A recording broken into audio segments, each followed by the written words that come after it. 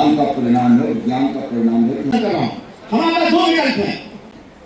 और देखिए, ये आज जो दो मंडलों की झांसी और चित्रकूट मंडल के खरीफ उत्पादकता गोष्ठी हुई है, उसका उद्देश्य है खरीफ के उत्पादन को और उत्पादकता को बढ़ाया जाना और यहाँ के जलवायु के अनुकूल फसलों को लगाया जाना, साथ साथ में उसका तकनीकी प्रयोग किया जाना जिससे कि किसानों की फसल अच्छी हो सके, किसान उसका बीज शोधन कर सकें।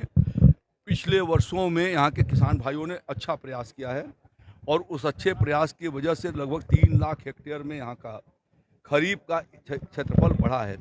उसके पीछे योगी आदित्यनाथ जी की सरकार ने और आदरणीय प्रधानमंत्री नरेंद्र मोदी जी की सरकार ने, दोनों ने के जो समेकित प्रयास रहे हैं और विशेष रूप से जो हमारी खेत तालाब योजना बुंदेलखंड की रही है और जो कुसुम सोलर पंप की योजना है, उससे लगभग 1 लाख हेक्टेयर क्षेत्रफल के भीतर किसानों को सिंचाई सुविधा प्राप्त हुई है, जिससे कि 3 लाख हेक्टेयर के भीतर हमारी यहाँ पर खेती बढ़ी है।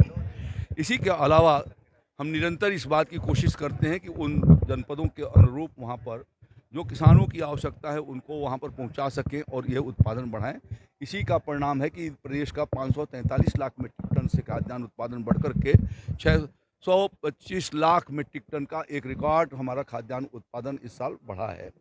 पिछले वर्षों में हम लोगों ने लगभग 28-28% खाद्यान्न के उत्पादन को, 44% के करीब दलहन के उत्पादन को और 136% जो है वो हमने तिलहन के उत्पादन को बढ़ाया है। उसमें दलहन के उत्पादन में बुंदेलखंड का बहुत बड़ा योगदान है और अभी भी मैं कहना चाहूँगा कि जो दलहन का न्यूनतम समर्थन मूल्य है वो धान के मुकाबले बहुत बेहतर मूल्य है, दो गुना से 2.5 गुना उसका मूल्य है। तो इसलिए यदि किसान भाई बुंदेलखंड के दलहन और तिलहन की खेती करते हैं तो उनको वो बहुत फ़ायदेमंद होगा और ये तकनीकी किसान भाइयों के बीच में जाए, उसकी जानकारी किसानों को मिले। इस नाते ये गोष्ठियाँ यहाँ आयोजित होती हैं।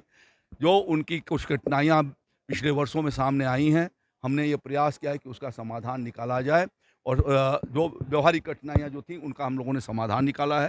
किसानों को वो बहुत बड़ी सुविधा हमने एट सोर्स सब्सिडी के माध्यम से दे दिया है, जिससे उनको अनुदान जो है वो काट करके अब बीज आधा दाम पर मिल जाते हैं, तो उनको एक बहुत बड़ी सुविधा हुई है।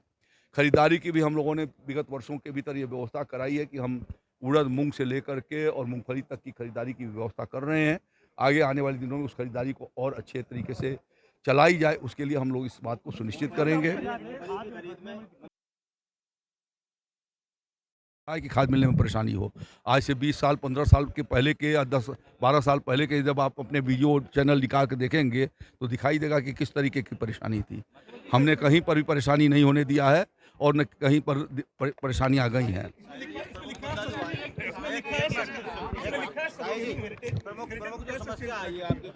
सस्टेन एग्रीकल्चर का यही उपाय है जो मैंने बताया आपको पीछे के दिनों में।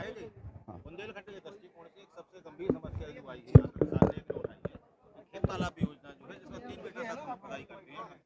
खेत तालाब में 3 मीटर तक जो खुदाई होती है योजना के तहत। देखिए, खेत तालाब में उतना ही जितना वर्षा का पानी आएगा उतने खेत तालाब में पहुंचेगा, उतने से ही सिंचाई होगी। तो गहरीकरण से पानी नहीं बढ़ने वाला है, जल तो ऊपर से गिरने वाला है। पहला काम, या तो आप गाँव छोड़ के खेत आप शहर की तरफ पलायन करें। शहर में